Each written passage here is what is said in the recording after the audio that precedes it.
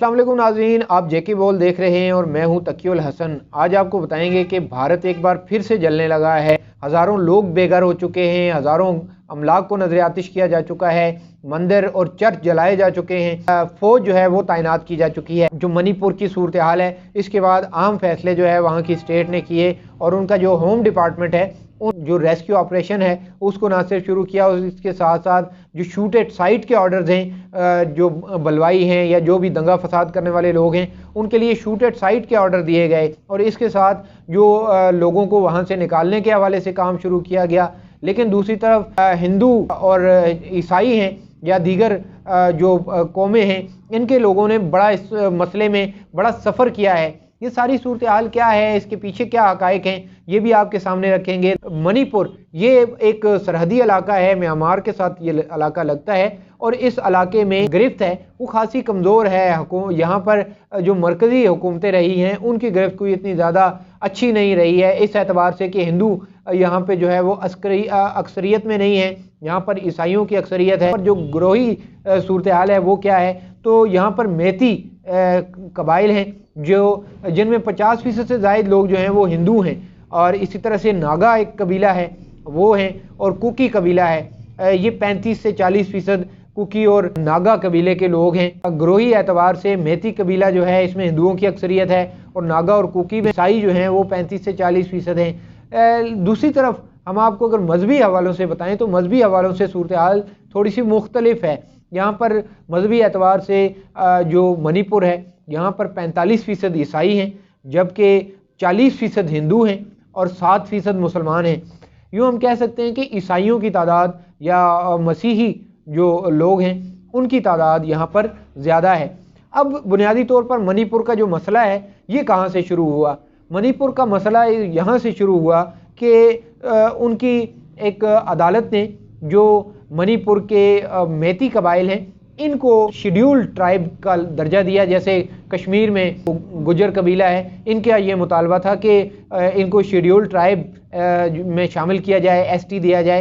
तो इसी तरह से अदालत के हुक्म पर उनको जो है वो मैती कबीले को जो ग्रोह है इनको शेड्यूल ट्राइब का दर्जा दिया गया था। और इसके बाद जो ईसाई कबाइल हैं, नागा हैं या कुकी हैं, इनने इस हवाले से फिर बड़ी तशवीश का इजहार किया और इनने अदालत से अपना फैसला वापस लेने का मुतालबा किया। और फिर ये बात बढ़ते बढ़ते इस तरह से बढ़ी कि यहाँ पर आग और खून की होली जो है वो भारत के मणिपुर में खेली गई। यहाँ पर और मुख्तलिफ इलाके इस वक्त भी बलवाइयों के पास हैं। यहाँ हिंदुओं की जो अक्सरियत है उनकी जानिब से अपने अपने इलाकों में कब्ज़े किए गए हैं, और दूसरे मज़ाहिब के लोगों को वहाँ से निकाला गया है और वो मजबूरन वहाँ से निकले हैं। इसी तरह से ईसाइयों की भी ये सूरत हाल है। ओवरऑल जो उनकी लीडरशिप है उनकी जानिब से भी इल्ज़ामात आयद किए गए। मसलन ईसाइयों ने ये ईसाई कबाइल जो हैं इनका ये कहना था कि जो हिंदू हैं उनने उनके घरों को जलाया है, उनके जो चर्च हैं उनको जलाया गया है, जिसके जवाब में ये सारी सूरत हाल रही।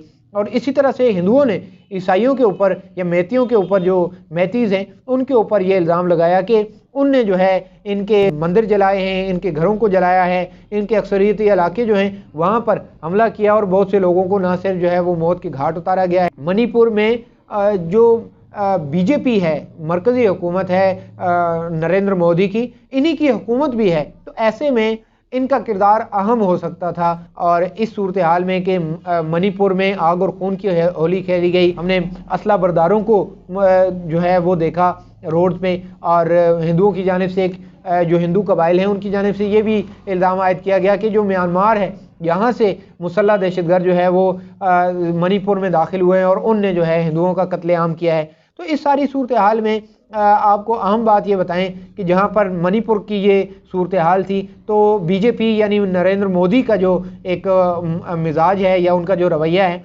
वो रवायती रवैया रहा। वो दूसरी तरफ कर्नाटक में एक रैली में जो है वो रोड शो करते हुए नजर आए है, जो मणिपुर की सूरत हाल है इसके बाद। लेकिन अमित शाह ने खुद ही अपनी एक तस्वीर भी ट्वीट की, जो आप देख सकते हैं। ये तस्वीर भी उन्होंने खुद ट्वीट की कि वो जो है वो एक इंतखाबी जलसे में पहुंचे। एक तरफ जो मणिपुर की सूरत हाल है, क्योंकि यहाँ पर जो ग्रोही इख्तलाफात हैं ये इतने बड़े हैं कि इनके ऊपर काबू पाने के लिए फ़ौज को लाना पड़ा है और सारी चीज़ें हो रही हैं। دوسری طرف یہ جو مقبوضہ کشمیر کی جو صورتحال ہے وہ بھی کوئی اچھی نہیں ہے. آپ کو ہم نے بتایا تھا کہ یہاں پر جو عسکریت پسند ہیں ان کی تلاش میں تو یہ آپریشن بھی ابھی چل رہا ہے. بھارت میں اس وقت منی پور جل رہا ہے، کشمیر کی صورتحال بڑی خراب ہے، اور ایسے میں G20 کا اجلاس جو ہے وہ سری نگر میں اور بھارت میں ہونے جا رہا ہے.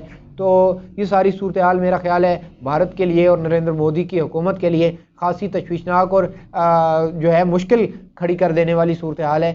تو پالیسی سازوں کو، بھارت کے پالیسی سازوں کو سوچنا ہوگا کہ بھارت جو ہے وہ کس طرح سے متشدد رویوں کو پروان چڑھاتا رہا ہے، اور اب اس کے لیے یہ متشدد رویے اور متشدد جو گروہ ہیں وہ زیادہ مسائل پیدا کر رہے ہیں. دیکھتے رہیے JK بول کو، جو بھی اپڈیٹ ہوگی وہ آپ سے شیئر کریں گے. ہمیں دیجیے اجازت، اللہ نگہبان.